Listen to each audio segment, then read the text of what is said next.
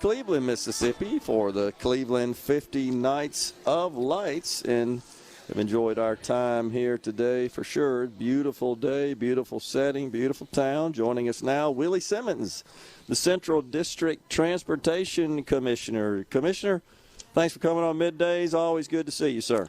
Gerard, let me welcome you to Cleveland. Thank you for coming up. Yes, sir. It's always good to see you, and to be in Cleveland is extremely great to see you. Yes, sir. And it's good to be here.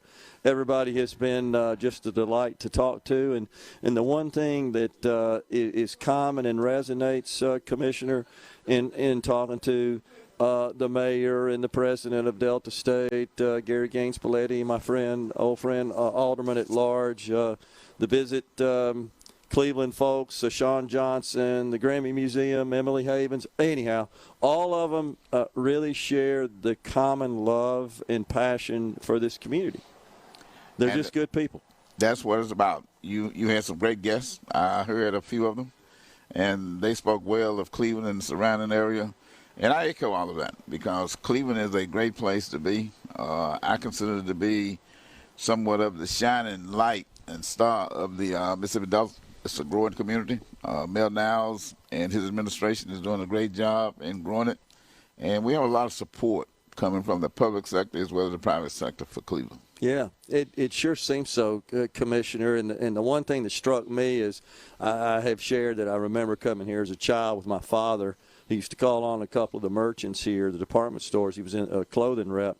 But the town has still looks fresh and as vibrant as it did a long time ago when I was in grade and middle school.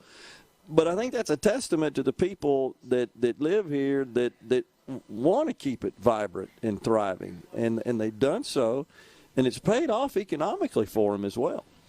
Well, Cleveland, unlike a lot of communities, has been able to stabilize itself.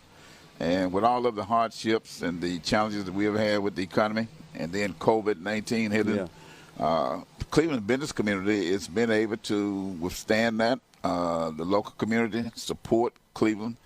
There's somewhat of a motto to buy at home, buy in Cleveland. Yeah. And the citizen and the surrounding area support that endeavor, and as a result of that, our small businesses have been able to survive. And then when you add to the cleanliness of it, when you come into Cleveland, you see a clean community.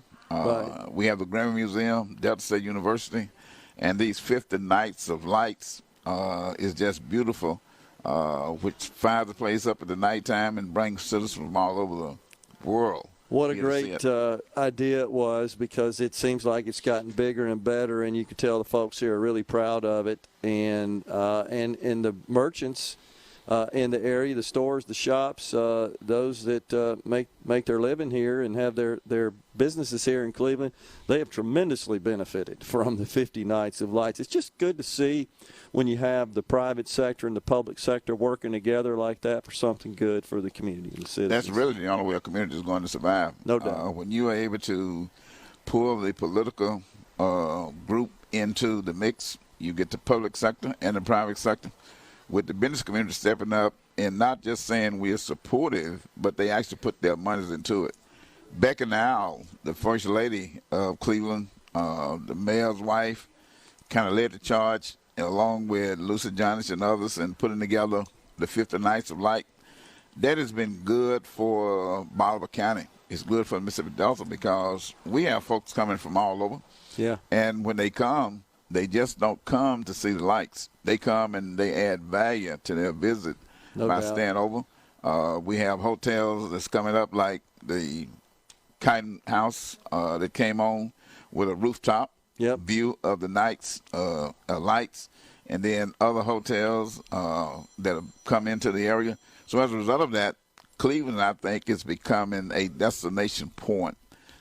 It's going to be a community with the university, the Grammy Museum, where individuals are going to come, and we're going to have conferences and other kinds of small meetings where we're really going to be able to take advantage. And then Riverboat Queen, the riverboats coming to Terrene Landing, and not just coming to the landing to look at the Mississippi River, but they're getting off the boats and coming into Bolivar County and the surrounding area. That's good to hear, and good to see that it's still a destination area. We got about 30 seconds left, Commissioner.